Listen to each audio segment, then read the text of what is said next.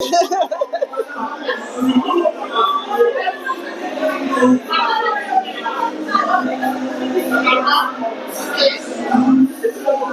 Rose Camille pour la 7e anniversaire de Radio Verdière. Je suis maintenant avec notre conseiller de ville d'Auville-Clermont, Monsieur Philippe Thermidor.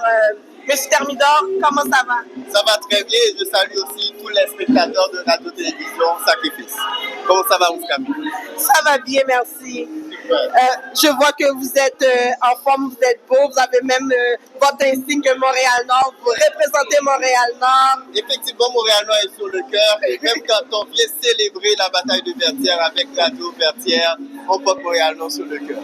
Ah là là, j'adore ça parce que à chaque fois je commence mon entrevue, vous me donnez même pas la chance de parler de la bataille de Verdière. On peut sentir le patriotisme en nos élus. On sait que oui, vous êtes des élus haïtiens, mais vous êtes haïtiens également.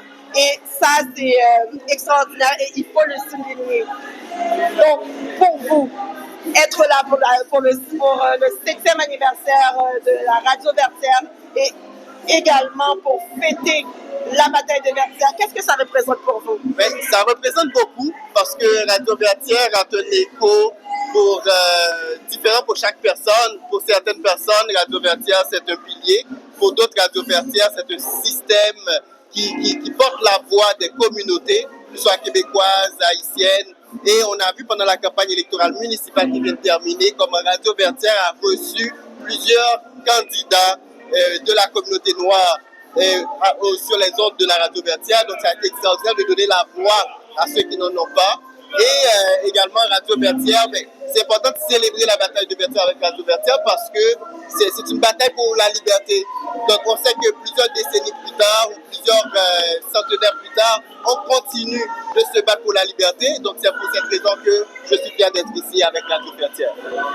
On sait que Radio Verdière est une radio qui est quand même éducative. C'est une radio d'information. Pour ceux et celles qui n'écoutent pas encore Radio Verdière, pourquoi est-ce que ce serait important qu'ils aillent écouter, prendre le temps de se mettre dans la famille de la Radio Verdière? Ben, c'est important de se mettre dans la famille de la Radio Verdière pour ceux qui n'écoutent pas encore la Radio Verdière parce que la Radio Verdière, ça nous permet de nous connecter à nos racines. Le nom le dit, c'est Verdière, c'est Haïti. Donc, connecter à nos racines, c'est une radio d'information, comme vous l'avez dit aussi, ça nous transmet la culture. Alors, je pense qu'il est temps maintenant de changer de poste, d'écouter la Radio Verdière.